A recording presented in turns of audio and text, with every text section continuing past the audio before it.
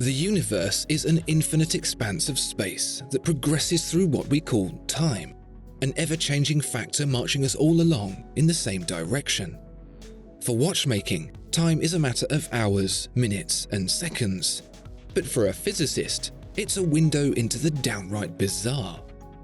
We've recruited our researcher once more to find out 3 incredible things about time that will quite simply blow your mind.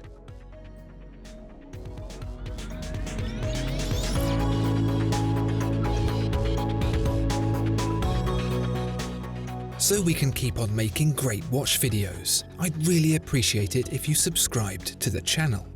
If you already are, it really does help. Thank you.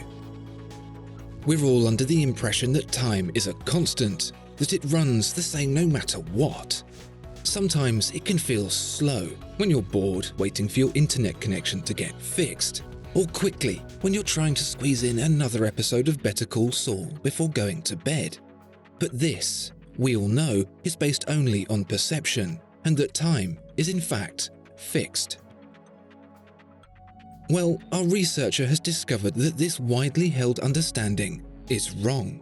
That time is not only not fixed, but that it can run slower or faster depending on your height. That means that if 2 twins are born, one tall and one short, the taller one is actually older and will continue to get increasingly older as more time passes. That is, unless the shorter one moves into the apartment upstairs. Not only that, but if time goes faster the higher up you are, that means your own head is older than your feet.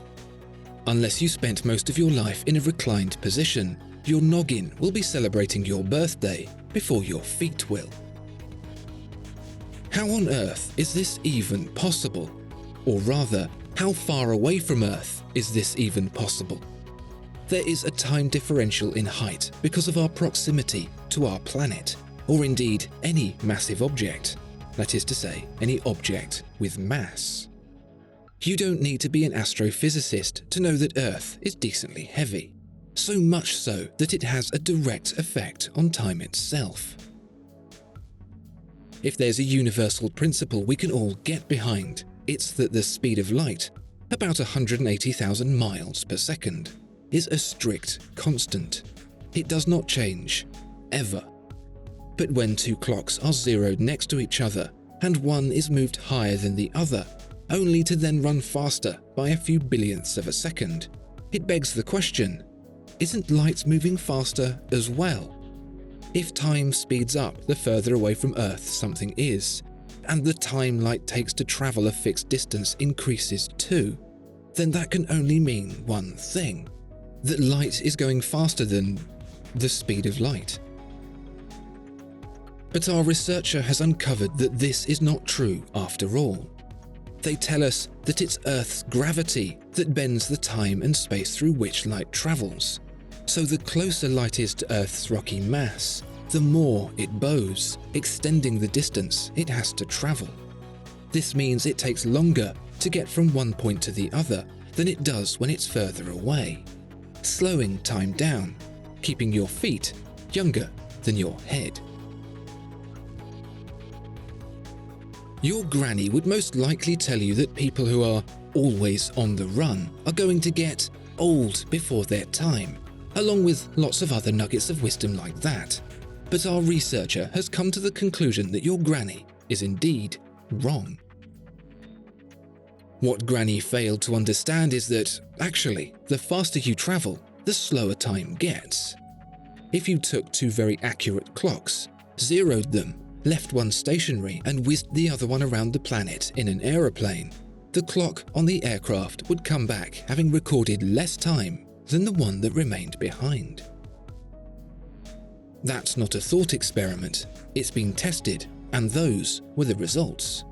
This means that if you were to get a round-the-world flight, when you landed back home, you'd be younger than you would have been if you'd just stayed home, by a very, very small fraction of a second. But that doesn't just mean that you'd be younger than you would have been, it also means that you've time-traveled. Once again, our researcher tells us that it's light speed shenanigans at play here. Light can only travel at one speed. Light speed, 180,000 miles per second, if you remember. No more, no less. But how about this? If you're on that plane, looking to shave some sweet hundredths off your age, and you shine a torch towards the cockpit, you'll see that light travel away from you at the speed of light. Not so crazy. What's crazy is that if someone's on the ground watching the plane go by and sees you shining that torch, they won't see the beam of light traveling at the speed of light plus the speed of the plane, as you would expect. The light will still be traveling at, well, the speed of light. So, what gives? If the distance traveled by the light is the same for both you and this other observer, and the speed of light is the same, what's going on? Time slows down. It'll seem like nothing's different for you on board, but for that observer, you'll appear to be moving at a slower rate than you are. But our researcher tells us that things get even weirder still. Not only will time appear to slow down to the observer, but the plane will look shorter as well. Thankfully, when the plane slows down, everything will become unsquished and you'll get to enjoy that little bit of extra time you've managed to free up without consequence. So, if time can be sped up and time can be slowed, can it be stopped? Our researcher worked long and hard on this one, and after many weeks of study, they returned to us with the answer of yes and no. Well, what they said exactly was, it's complicated. Here's the thing, you can't just stop time. You need a few ingredients first. 1, you'll need a spaceship that can travel long distances very quickly. 2 of them, actually. 2, you'll need a companion with a clock. And 3, you'll need a black hole, and a pretty big one at that. It all boils down to the same principles we discussed previously, that time, space, and gravity are intrinsically linked, and that gravity can bend space-time. And what does a black hole have a lot of? Gravity.